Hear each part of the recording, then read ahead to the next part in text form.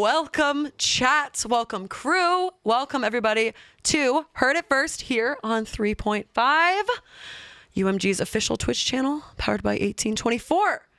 Today, we have an incredible artist with us right over here on this couch. We've got Matthew Ifield in the studio. Come on, crew. Let's hear it. Bring the vibes. Yay. We don't have our sound effects today, so we're going to put the crew to work. They're the applause, they're the air horn, they're everything. So, how are you? You've done a run of shows. You've been go. I'm great. This is a lovely studio. This is beautiful. Yeah, it's been great. I've been touring. I've just finished my tour, finished all the shows, and so going into some songwriting sessions and writing new music, new album, focusing on that now. So. In Los Angeles while you're here? Yeah, in LA. And oh my gosh, that's so exciting. Yeah. Already, oh my gosh, your debut album drops August 8th. The grind doesn't stop. Genuinely. Yeah, I mean, how does it feel? I mean, this album has been years in the making. Finally is out. Yeah. How's that feel? How's the reception? How are the shows? Like 3 years in the making. Right. And the reaction has been amazing, and I've just been like so shocked the entire time, just like seeing people's comments and like seeing people's comments in the chat right now. It's so cool. See W chat, clap, clap, clap, and all that. Yeah, it's incredible. I'm so grateful for everything that's been happening, and so yeah, I've gone straight back into it, writing new music. Hopefully, I will have a small break one day. One day. But you're on a roll, right? So you just gotta keep rolling. Yeah. Do the shows and seeing your fans live and just getting to perform, does that inspire you to write new material? Definitely. And hearing people's my favorite thing about doing this is hearing people's own experiences and how they sort of found my music and what music they're interested in. And I love seeing like if they write their own music, and I love hearing their own stuff and hearing them sing and play guitar and do all this stuff, because I think it's really important for the future of the music industry. That's very well said and very cool of you. I mean, I can't even imagine like being a fan of someone going to their show and then you're actually interested in what they're doing. I mean, I guess that's like how, communities are built these days with the internet. I mean, like on Twitch, by the way, those of you in chat, this is Matthew's first time on Twitch. So everybody, be on your best behavior. No, they're incredible. But it's, Twitch is one platform, obviously TikTok, Instagram, you've absolutely blown up over there. So just finding your community that way and getting to meet them in person. Yeah. What a trip. It's so cool. And is this your first time in North America in general, or first time playing shows over here? First time playing shows. I was here when I was like really, really young, so I don't really remember anything. I remember doing, the only thing I remember is doing a road trip from the East Coast to the West, and I don't remember which places we went through. Yeah. But I remember all the highways going through North America, and it follows the, what do you call it, contours of the land, and you get big dips suddenly, and and it was so much fun. That's all I really remember. But yeah, first time doing proper shows, and my brain is developed now, so I can actually remember stuff. Exactly. Yeah. And you've played the major cities. So you were in Toronto, New York. You said Los Angeles, the Moroccan Lounge the other night. Do you have a favorite? No pressure. No pressure. Actually, I would say LA is probably my favorite. Really? Yeah. The show was definitely the most fun. I mean, all the shows were really good. I really enjoyed it all, but I think LA was something very special. Actually, if you don't know, the first song I grab out a frying pan. I was just gonna ask. The one clip I found, I was looking through your shorts and I just saw you holding it. The audio wasn't there, so I was like, what is he doing? I need to know. Oh, you probably thought I was going to like hit someone with the frying pan. I would hope not. But I think you had a drumstick in the other hand. A drumstick, yeah. So what inspired that? So the song that I perform when I'm doing that is called Dinner for Two. Ooh, and okay, that makes sense. When we were making the song, we decided to like add in like kitchen sounds. So like pots clanging together, and even like chatter from people in like a restaurant shouting like waiter and things like that. Yeah. And so I just thought it would be funny to grab out a frying pan. That is so cool. Do you know the history of the frying pan? I don't think so. It started traveling the world with me. So I bought it in India. Oh my On my gosh. India headline Yeah, tour. yeah. And so it's traveled all through India and then back to Australia, like all around Australia. So Sydney, Melbourne and Brisbane, and then went up to Korea, Singapore, Philippines, and now it's in the US. So This is the most tenacious frying pan I've ever seen in my life. so I'm going to make sure I bring it with me everywhere. That's amazing. Yeah. I'm sure in your luggage, do you ever get stopped for that? Like, what are you doing here? Well, it's in my checked-in luggage. There you go. Yeah. Smart. But actually, on the way here, there's a weight limit. And right. they charge you a certain amount for each kilogram that you're over the limit. Yes. And so the frying pan is it's like $80 to get the frying pan over here. It's I could have worth just it. bought a new frying pan, but I got to do it. Yeah, exactly. And it's sentimental too. Yeah. See, when you first asked me, do you know the history of the frying pan? I thought you meant just the dinner. Oh, no. The actual. I didn't know you meant your frying pan. I was like, enlighten me. What year was it made? No, that's incredible. I love when musicians take their produced, just sort of like what they've done in the studio to the live format. I think that's amazing that you have found a way to do that so creatively. Yeah. That's rad. And now I have to listen back to the song because I definitely heard the chatter, but I didn't quite hear that it was actually like a frying pan sample. Yeah. It's fun. It's definitely fun just hitting a frying pan on stage. And I don't know if anyone's actually done that before. Does anyone yell more cowbell? Well, my voice was sort of going towards the end of the shows. So I was like thinking about grabbing the frying pan again and just hitting it. Solo out. Boom. Yeah. Done. Yeah. That's incredible. I love that. And you guys look out next show for the frying pan. So do you have any, like before you go on stage, do you have any pre-show rituals? Yes. Ooh. I like to, because I get really nervous before the shows, I like to jump up and down as high as I can. It sort of helps me get my energy out. That's great. You know how Elvis Presley, like he does like the moves on stage? Yeah. That's to get his like, because he's got nerves. Right. And yeah, he wants to get all his nervous energy out. And so that's what I do. I jump up and down as high as I can. That's a great technique. I hear people sometimes they'll do like the power pose, but jumping up, it's Yeah. You probably you're quite tall. Do you have you ever hit your head doing that? I'm 6'2", and actually I was like thinking about demonstrating now, but my head might hit the mic up there. I was gonna say the mic, the Yeah. slam. We were a little nervous about this. We moved it over a little bit so that wouldn't happen earlier. But that's amazing. That's really, really cool. And so that's like an everyday thing. Are you doing warm ups? You're doing like you're watching any performers? Like what music are you listening to, if anything? I listen to all sorts of different music as a singer. Cool. So actually at the moment I'm listening to old like 80s and 90s hip hop. Ooh. So do you know A Tribe Called Quest? Yes. Yeah. That's so sick. Yeah, so I'm listening to all their albums back in the day. But then also like other like indie music and then really pop music. And so, yeah, it's all over the place. But I like to make music based on what I'm listening to at that point in time. Yeah. That definitely comes across, especially with this album, which we'll definitely talk about the album in depth pretty soon. But it was cool to hear all the different influences. There's a lot of jazz, obviously. You've got that classical, really, really sweet sound, but then there's so much modern pop that you hear in there. And then like the music theory is off the charts. I don't know, that to me was so enjoyable. Just hearing like, I didn't expect that. Like chord change, super cool. And definitely some hip hop too. So maybe we can expect a little more veering in that direction. See. Yeah, rap album next. Yeah, completely 180. So when you're playing shows, I mean, you said that you get nervous before, but when you're on stage, how do you stay in the moment? When I'm on stage? Like what are some like if you're nervous on stage, like how do you like kind of combat that and like redirect and stay present? I have a lot of awkward energy. And so I think I got told by my manager that I'm like my humor's quite dry.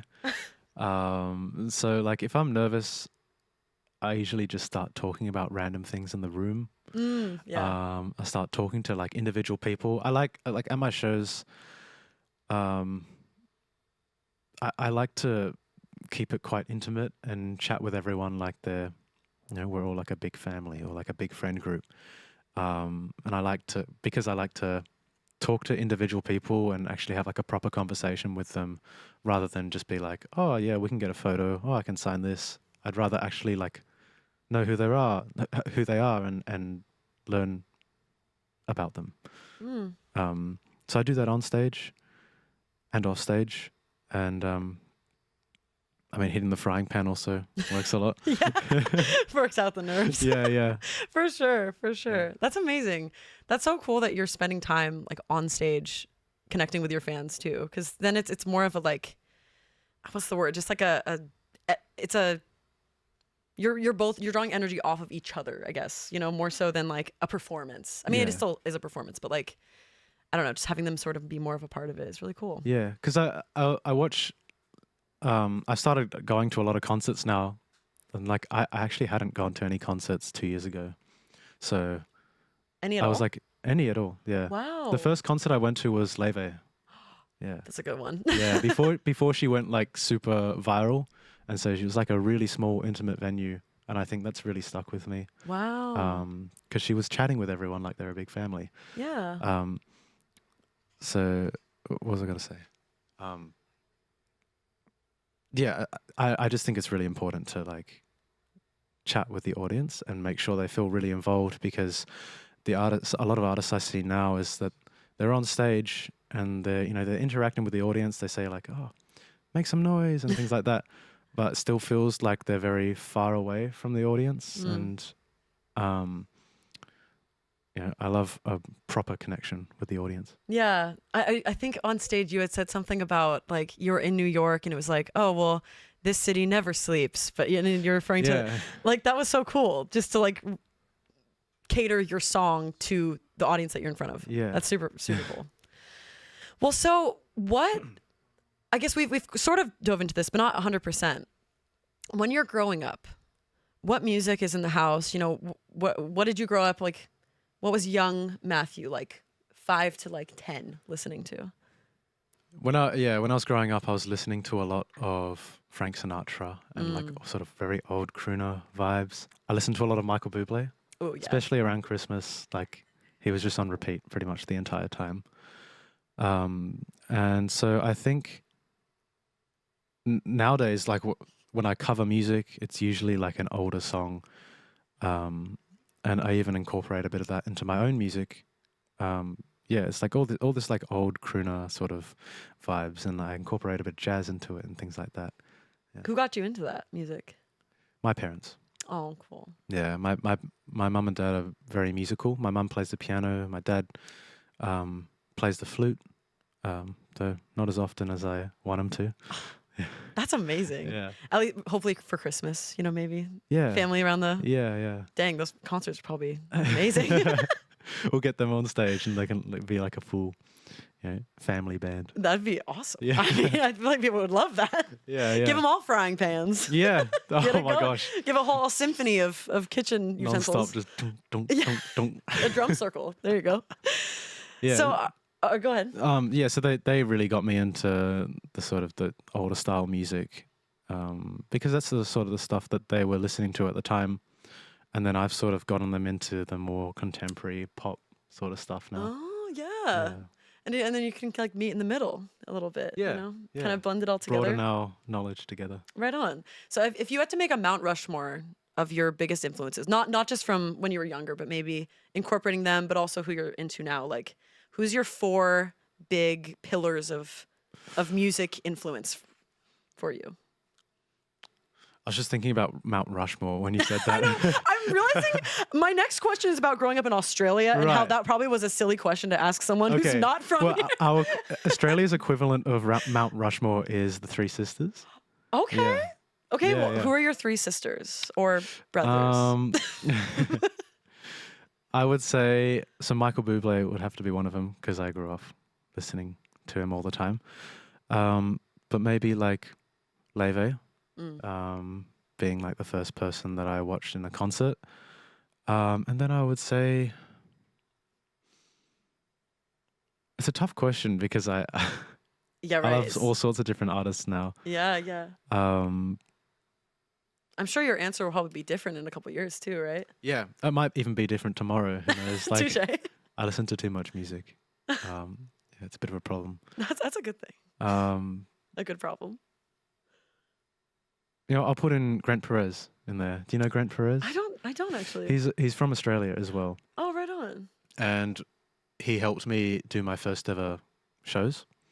So, because he was touring Australia, and then I was able to. He asked me to open for his concerts in cool. like Brisbane and Sydney and Melbourne and Adelaide. And so that was like a really cool experience playing in front of like over 1,000 people each show. Oh my gosh. Yeah. That's it was big. As your first few throwing me shows. into the deep end a bit. Yeah. Right. And swim. Yeah. So what was it like growing up in Australia? In case you didn't know, kangaroos do exist there. They're scary. Yeah. Right? Like you don't want to see them in the wild, right? Yeah. Or like just while you're And actually, we obviously don't ride in kangaroos to like get to school and things like that. But you'd be surprised how many there are, especially outside of the city. But I live like near quite a bit of bushland, but it's pretty much in the city, and there are actually kangaroos in there and wallabies. Oh my I was really surprised. I got a jump scared a bit like that just then. Kangaroo. Yeah. Don't look behind you. Yeah. So wait. So when a kangaroo or a wallaby just appears, what do you do? Is there like because for bears there's like different like brown lay down, white good night. Like it's like the rules of like yeah. what you do when you see a bear. Are there rules for kangaroos? I guess they're more scared of you. And usually you're never able to see them. If you're in the bush, you're never able to see them if they're just like standing still, because they sort of like camouflage into the wilderness. That's wild. Yeah. And so you'll end up scaring them and they'll like run away, and then you get scared from that. So you hear the ruffles. Yeah. That's surprising, Mm-hmm. because I feel like all you see online is like people getting the encounters, or like the Yeah, getting kangaroo into boxing takes. fights and things like that. Yes. That does happen. Yeah, but Oh my God, that's so it's scary. pretty rare. Okay, well that's good to know. Yeah. It's like sharks. We just need education, people. We need to be educated. We need to know Yeah. the expectations. I guess there's a lot of dangerous wildlife in Australia, especially actually in Sydney. We have, I think, the most venomous spider in the world or something. Is it that huge one? It's the Sydney funnel web. We had some in our. I have a pool at home. They like actually swim underwater, and they have air bubbles on the hairs. And they can like survive underwater for like a couple of days. Days. Yeah. That's my worst nightmare. That's so wild. Yeah. Everything you hear about Australia, like all the insects, the animals, it all kind of seems like it's not real, but Yeah. I guess it is. They're all trying to kill you. Yeah. They're out to get you. Yeah. So is there anything equivalent here in America that you've come across or heard of, like any dangers? Actually, I'm really scared to cross the street around here I don't blame you. because Australians drive on the left, and so when I cross the street, I always look the wrong way Oh my gosh. trying to cross the street, and so I've like accidentally walked out in front of a few cars already. Oh my gosh. Yeah. Okay. Yeah, that's a little scary. Yeah. Because then drivers are insane too. So Yeah. I noticed that in LA there's a lot of driverless cars. yes, Which is cool. It's It's really awesome. it's cool. They're actually kind of better drivers than the average. I have noticed. Yeah. I have definitely noticed. Well, so here on our channel, on this channel, we have this lovely little prop. I don't know if you saw this when you walked in. Oh, the big wheel wheel. of doom. Wheel of Doom. Well, it's Yeah. hopefully not as scary as that makes it sound. But we cater it to our guests typically. So we have this wheel here. I feel like we should spin the wheel, you guys. What do you think? Would you like to do the honors? I'd love to. Okay, you guys. Alrighty. It is time to spin the wheel. Wheel of Doom! Oh, Wheel of Doom. Which way do I spin it? Whichever way you want. It's not like driving. There's left or right. Opposite way. Yeah. America. Which way is that? Like that? I feel like you'd push it instead of pull it down, right? Like, fling it? I don't know. Oh. Go for it. This looks stylish. 3, 2, 1. There we go. That was a nice one. spin. That was a good spin. Good job. She's going. Spin of There are full sentences on this. Yes, chat has noticed our long. If I wasn't a streamer, I'd be. Is this a question for me? Oh. Yes, if you weren't a musician, what would you be? There we go. Let's Oh, yeah. Okay. Yeah. I'll come back to the mic. Yeah. We need. If you weren't a musician or singer, creative, what would you be? If I wasn't a singer. Actually, before I wanted to be a singer, I wanted to be an actor. And then before that, I wanted to be like a train driver because I liked trains a lot. Oh. Or like a construction worker or something like that. It's a pretty popular job in Australia, actually. But now I think I would be like an architect of some sort. Oh my gosh. I guess it's in the creative industry, but we'll that's gloss over that. I feel like that's a totally different creative field, but that just goes to show you're just very creative by nature. That's just you gotta create. I love interior design especially, and so I love this. This is amazing, like all the colors, and it's like very, it puts me in a good mood. Yes. Yeah. You guys, good job. Good job, interior design crew. Yeah. There were many hats here at 3.5. Okay, so you said you wanted to be an actor. I'm curious, who are your 3 sisters of actors? Like who are your big names? I like Donnie Yen. You know Donnie Yen? I don't. I love him especially in the Ip Man movies. Oh. Yeah, it's like Okay. Kung Fu, Wing Chun. Gotcha. Yeah. Oh, that'd be so fun to be in Yeah. this. and like the way they film those movies is amazing. Like the action is like really high level, Yeah. super well filmed. So yeah, Donnie Yen. I like George Clooney especially because of his work in Fantastic Mr. Fox. Oh. Yeah, that's my favorite movie Of all time. of all time. Yeah, because it is animated, but I just love the way it was put together. Like it's so beautiful, and all the colors. Actually, like similar. It's got a similar color palette to this set right here. We did that on purpose. Yeah. We knew you were coming. Yeah, and then what would be the last actor? That's always the hardest. To Yeah. like round it out. I know. Final answer. Have you seen Man from U.N.C.L.E.? I haven't. I'm so bad at Oh. any music question. I might have you, but movies, I'm so bad. Man What's from that one? U.N.C.L.E. So Man from U.N.C.L.E. is like this like Renaissance. Not Renaissance. What do you call it? It's like a spy movie, pretty much. Oh, sweet. Yeah. So there's like an American spy and then there's a Russian spy. It's like set back in I don't know what time. Back then. Back in the day. Yeah, they're like initially enemies, and then they sort of like get set on a mission together, and Dang. yeah, to like stop this like bad guy, pretty much. Wow. Yeah, but I love the way that's filmed, and it's really funny, really fun. Who was the actor? Henry Cavill was one of them. Yeah, He's a good one too. yeah. Great choices. My gosh. I feel like this is all making sense because I feel like when I listen to your music, I can sense like that you have an old soul. Like you just really appreciate like the arts of yesteryear and today and like blending all of that. So like your choices for both music and actors like totally make sense to me. That's really interesting. Very cohesive. So, I mean, let's talk about your album. I'd love to just like go through the songs and just talk about your inspiration. Like we were talking about this earlier in the stream that this was, you said 3 years in the making. Yes, The 3 years, maybe even longer. Oh my gosh.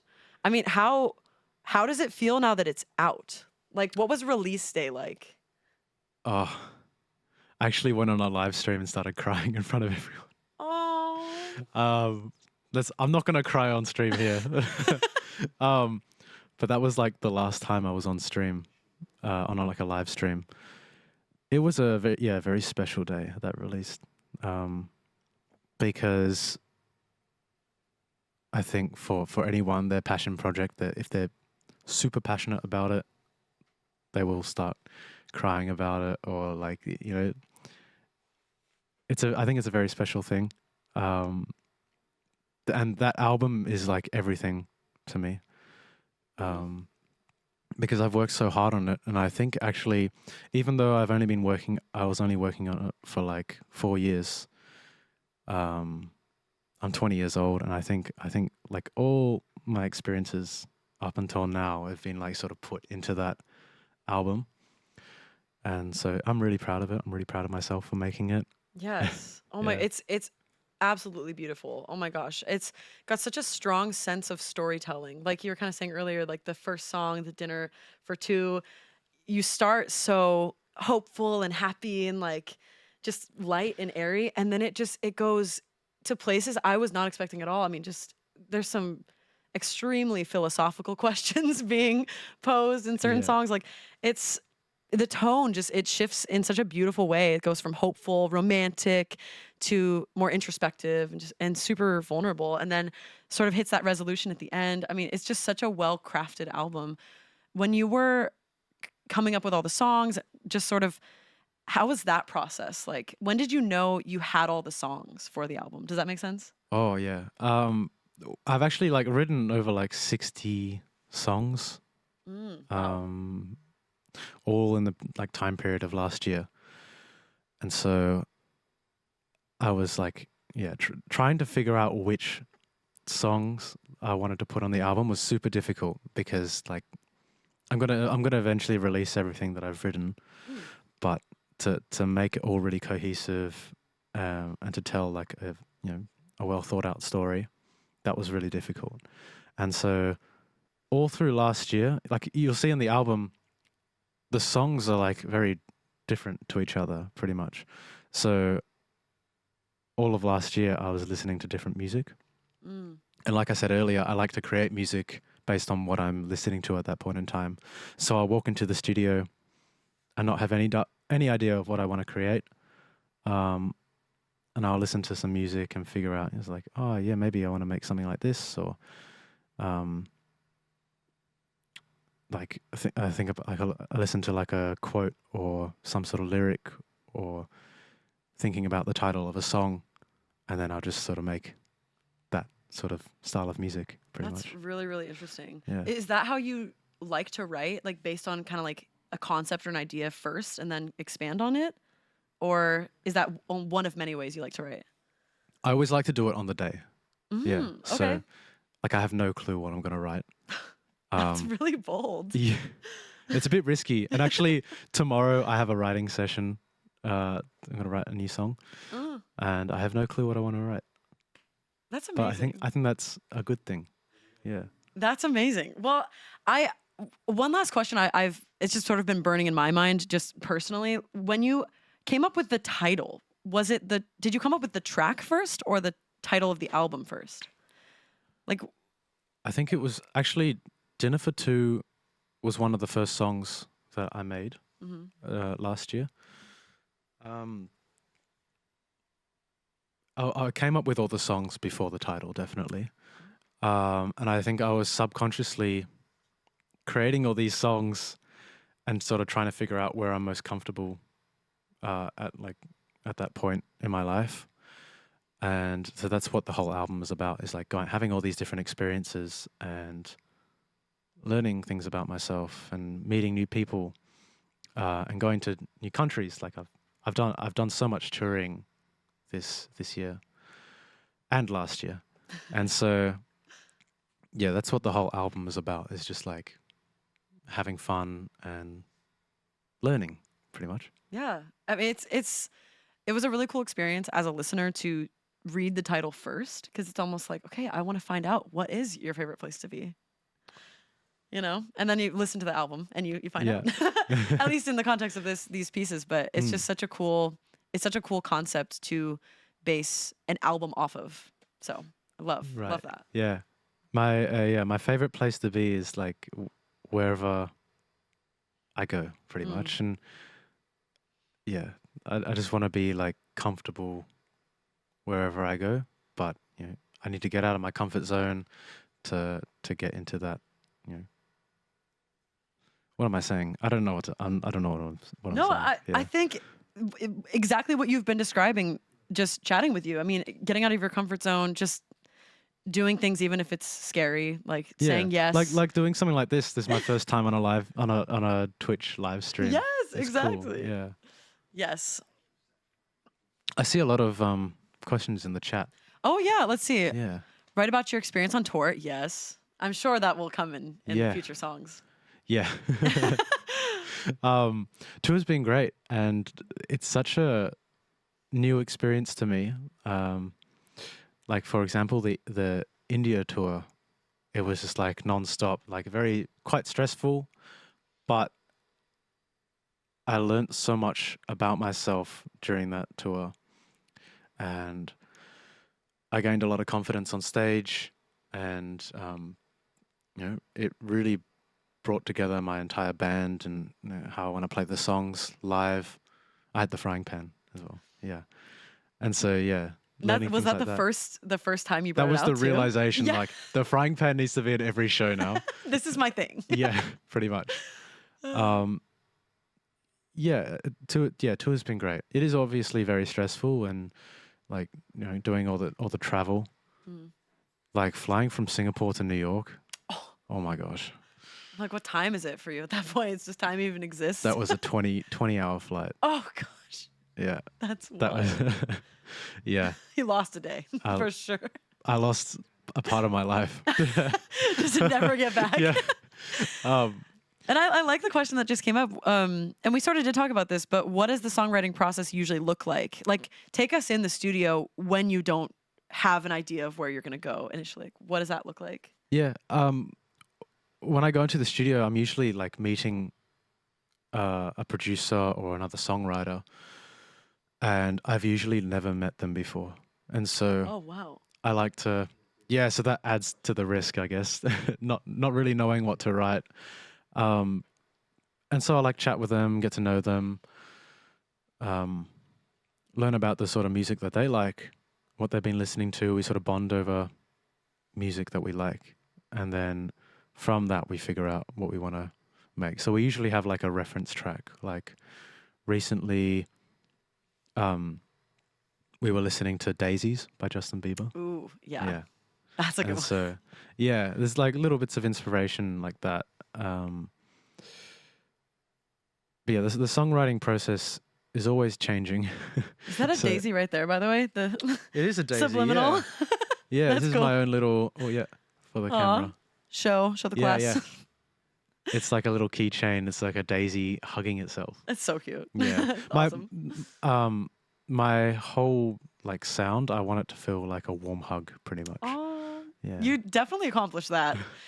Last night I was listening, I was cooking dinner. I was like, oh, this is so nice. And then driving over here, I was listening again. I was like, feels so good. Yeah. Just feels great listening. So yes, definitely. Yeah, there's definitely a song for everyone. I think you know, each song can make a different person feel comfortable. Yeah. For sure.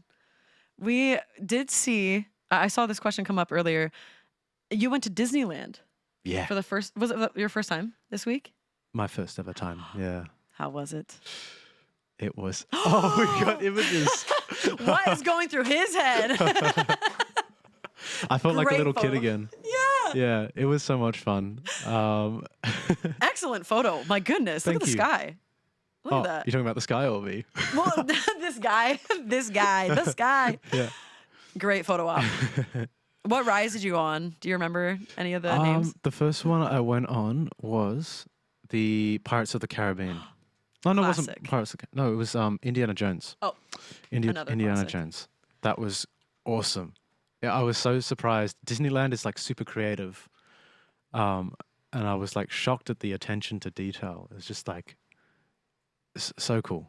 Yeah. Because I've been to like what's it, the Universal theme park, Yeah, Universal Studios. Universal Studios. Yeah, and they have like really crazy like thrill-seeking rides, Yeah.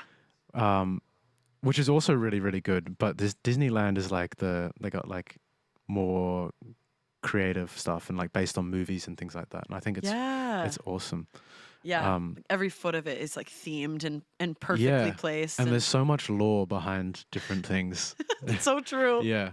People get really into those things too. They get all the. Did you do any research going into it? You just like, or you just decided to No, yeah. I don't usually do research. I just like to go like head first in. love? Yeah. Yeah. That's amazing. Oh my gosh. Look at that. That's such a great picture. I was only there for the morning because I had to go do some work and like film stuff and things like that. But it was a really good part of LA. Yeah, really fun. It's super fun and it's really beautiful down there in Orange County. Yeah. Kind of different vibe. It's like a whole different world. Just touche. Yeah. A whole new world. A whole new world. Okay, so we have a special segment for you, Matthew, because we got word that you're a big Land Rover fan. Yep. So we want to put your knowledge to the test Okay. and see if you can name the different Land Rover cars. Okay. Yeah, sure. I'm seeing there's 8. Okay. Okay, so this is our first Do you like one. this car? It's cool. Yeah, it's cool. Yeah. Is that okay? I like this car. Okay, Yeah. good. Yeah. What is it? So this is a new Land Rover Defender from like, is that right? Woo! It's working now. It is working. Cool. Yes, please. By all means, that the world is your oyster. That's so cool. Okay, we got one. Number 2. What is this beautiful? Number 2. That looks like a Land Rover Discovery Sport. Oh, Yes. the Sport was extra credit. I'm Yeah. gonna say. I'm giving him another point. Okay, number 3. I have this car. It's a Range Rover Evoque. Oh, Oh my god. that was so Yeah. quick. Yes. This one. Score. Is this embarrassing? I don't know. No, this is incredible. I do want to know what about Land Rovers that is like how would you convince someone to buy one? Like, what would you say? What's Well, what's your elevator pitch? Before I owned one, I didn't want to own one because I've been told so many horror stories about them, like being unreliable and things like that. Oh. But then, like, I have like my own old Land Rover Defender, and it's like the coolest car I've ever, the only car I've ever had. But it's such a cool car, and it's become my dream car now. So I own my dream car. Oh, that's amazing. Yeah. And okay, so they're the underdog. You're fighting for the underdog. Yeah. I Definitely. love that. This one is a Range Rover Villa. Villa? Yeah. Yes. Oh. Okay. Oh, this one's Oh. cool. This one isn't a Land Rover. We're gonna make this a little harder. Okay. Okay, these are classic American-made cars. So we've moved from the Land Rovers. Yeah, okay. I love this car. This is a Ford Bronco? Yeah. Yes. In baby blue. In baby baby blue color. Yeah. It's awesome. Essential. Actually, I've seen a few driving around here, actually. They're They're really this- cool. super sweet. This is a, what do you call it? Ford Mustang something. All yeah. I have here is Ford Is that Mustang. right? Okay. Yeah. Oh, I like Oh. this car as well. This is a Jeep Wrangler. Yes. That's a good one. Okay, this is our last one. Are we 8 for 8? Oh, what's this? Thought we had a drum roll. It is drum, frying pan drum roll. Ding ding ding ding I know. ding ding ding. It's It's not as a effective. Dodge, like Dodge Charger. Yeah! Yes. Okay. Let's go. 8 for 8. 8 for 8. That was amazing. Let's go. For Ocho. Heck yes. Okay, well, you guys, what are we thinking, crew? Are we about to turn this studio? Okay, Spin the wheel. Oh, of course. We have to do the Wheel of Doom one more time. Sorry. I got to put you through the Doom again. It's fun. Okay, good. The spinning part is really fun. Well, let's do it one more time, y'all. I think it's time to spin the wheel. You. All right. Car guys unite. The other way. Other way this time. Let's go. 3, 2, 2. 1, go! What's it gonna be? What's it gonna be? What's it gonna be? What's it gonna be? Song to describe your day. Song to describe your day. Let's do songs from your album. Okay. For songs from... Describing my day today? Yes. Okay. I would say...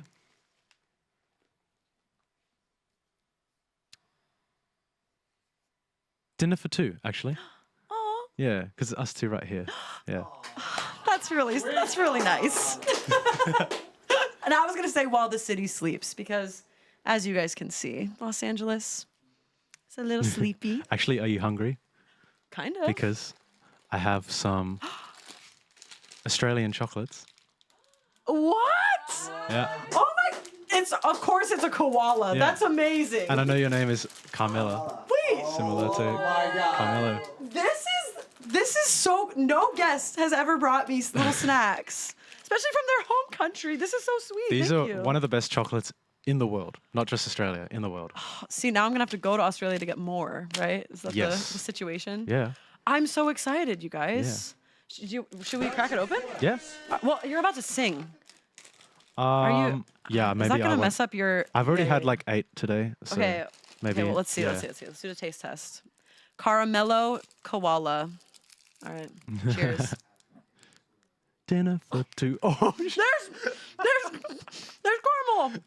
Oh my gosh. Wait. I guess I should have expected that. with the Yeah. name. That's amazing. It's pretty rich, right?